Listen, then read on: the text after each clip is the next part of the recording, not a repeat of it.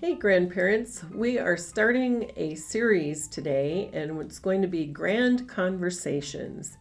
And because of graduations coming up, high school, college, we want to really focus for the next month or two on some of the conversations that are important to have with young adults in our family. You know, it's amazing how fast our grandchildren grow up. It seems like that goes even faster than when our own were little.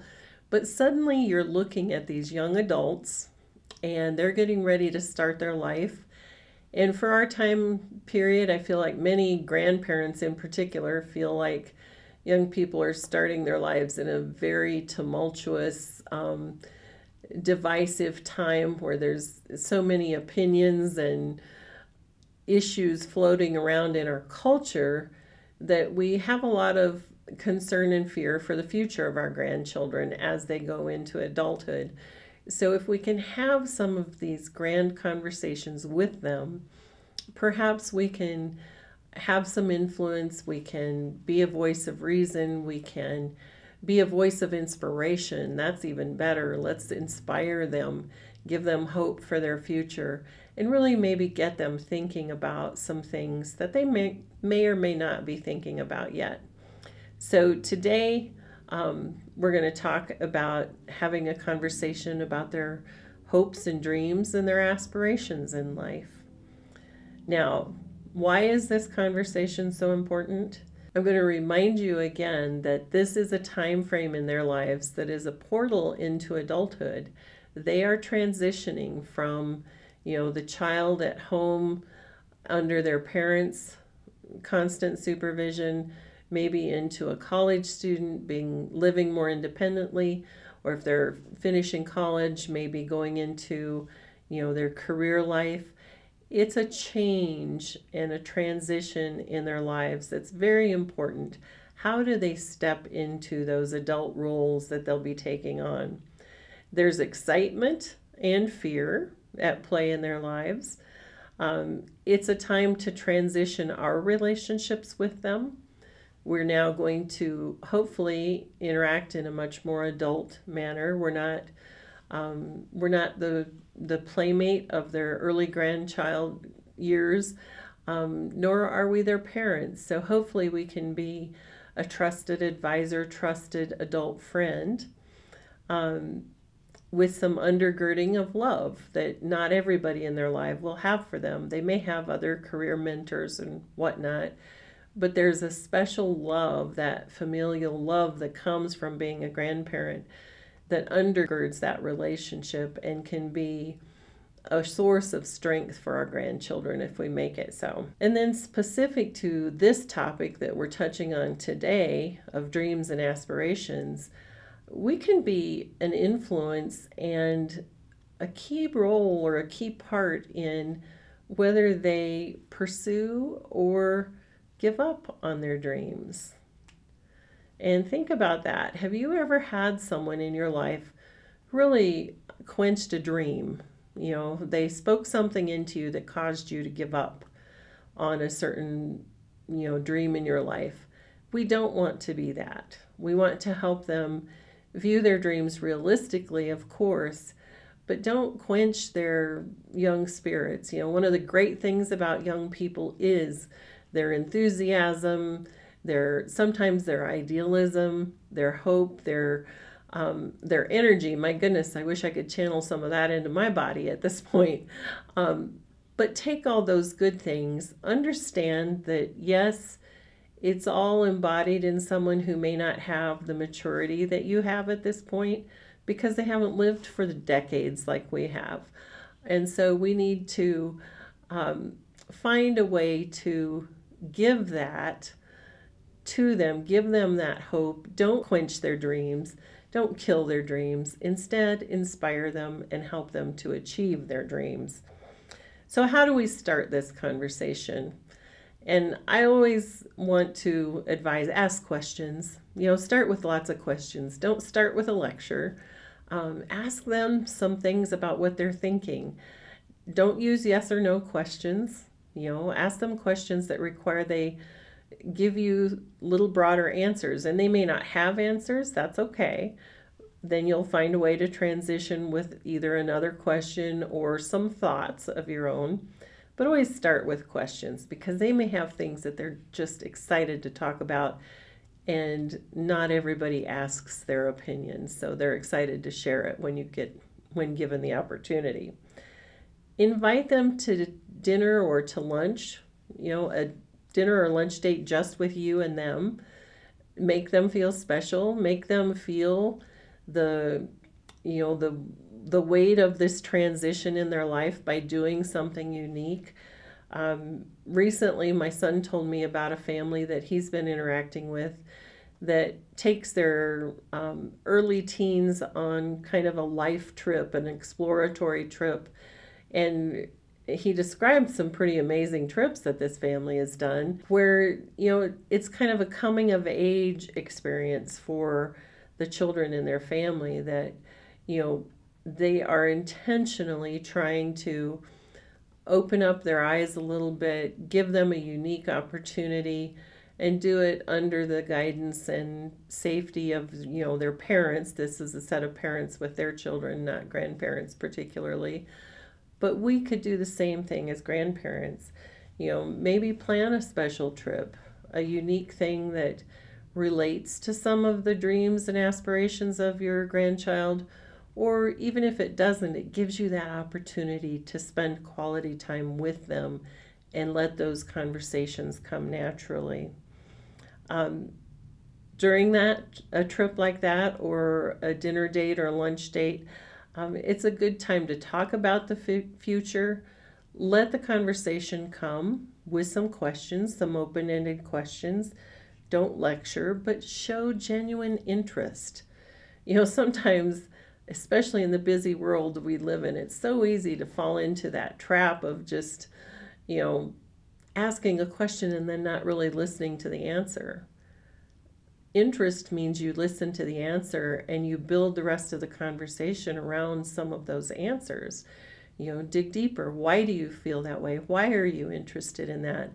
What do you think about that would fulfill your life dreams? The questions that cause the answering person to think a little deeper about their reasoning and why they're doing something.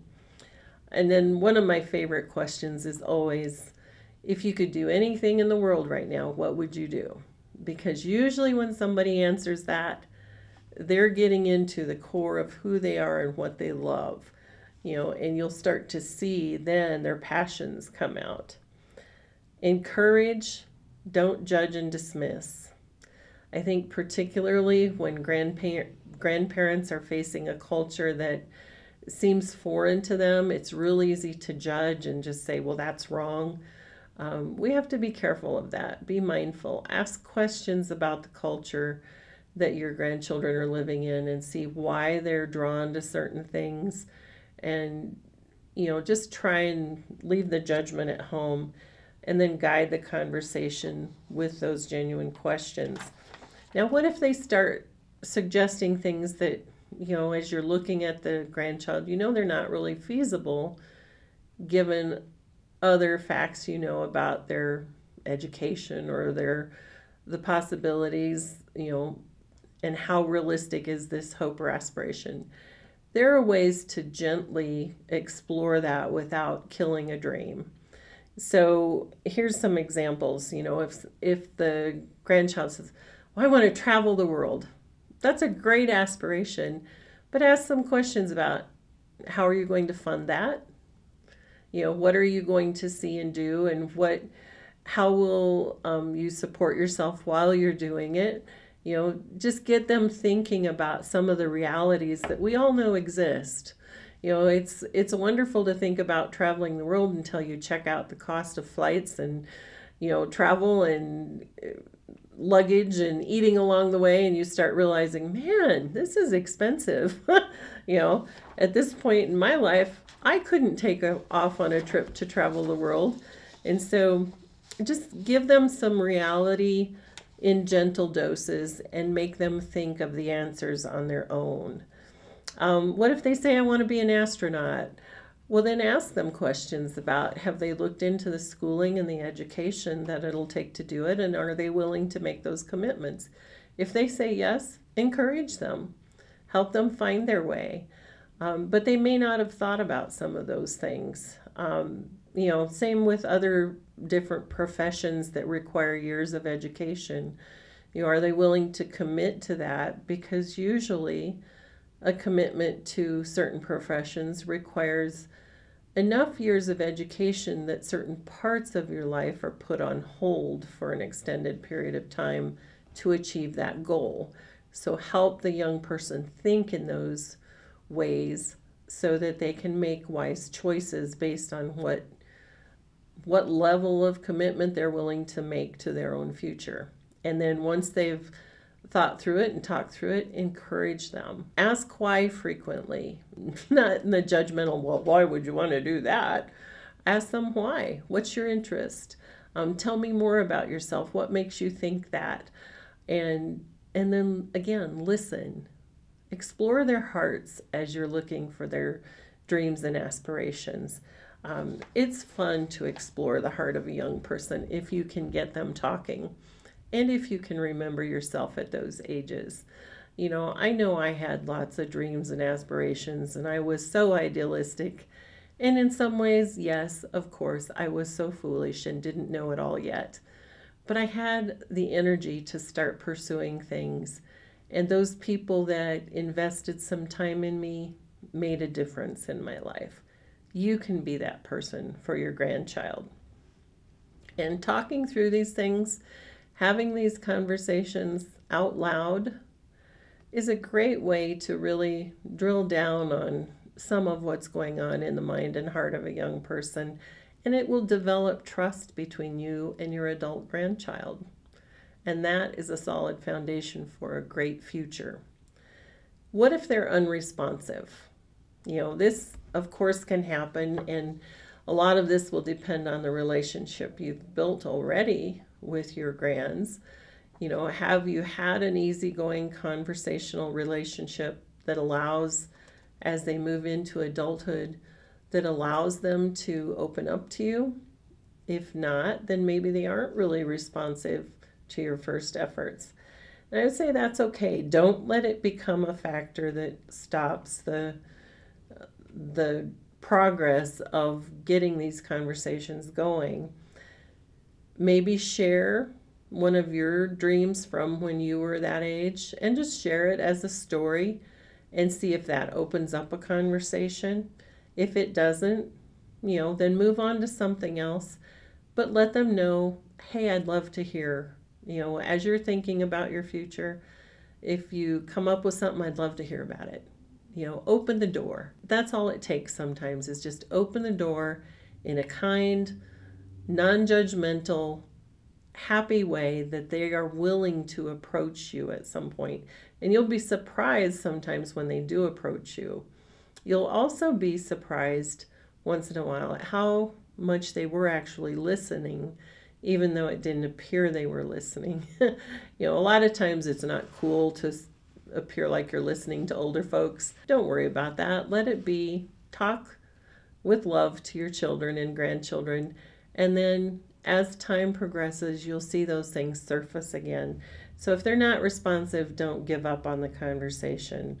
Offer to talk, bring it up again later, plan those special lunch dates or trips, whatever you are able to do, and provide the opportunity for those deeper conversations. Activities. Here's an idea, and it goes along with what we've already talked about. Find someplace. If they begin to express to you what their dreams and aspirations are, then find someplace that you can do a day trip, and explore a little bit, that career choice or that dream or aspiration. It may be a museum, it may be visiting a certain type of company, to just help them to start to see the reality of the vision that they have for their future. One of the memories I have as a young person, I was doing a report on aeronautical engineering, and my mom arranged a trip to visit the air tower at our local airport, and I got to go up in the air tower and see what the air traffic controllers were doing, and it was really cool. I didn't end up pursuing that as a career choice, but I sure remember that experience. And so see if you can provide something like that in conjunction with a grand conversation. Be blessed and be grand, grandparents.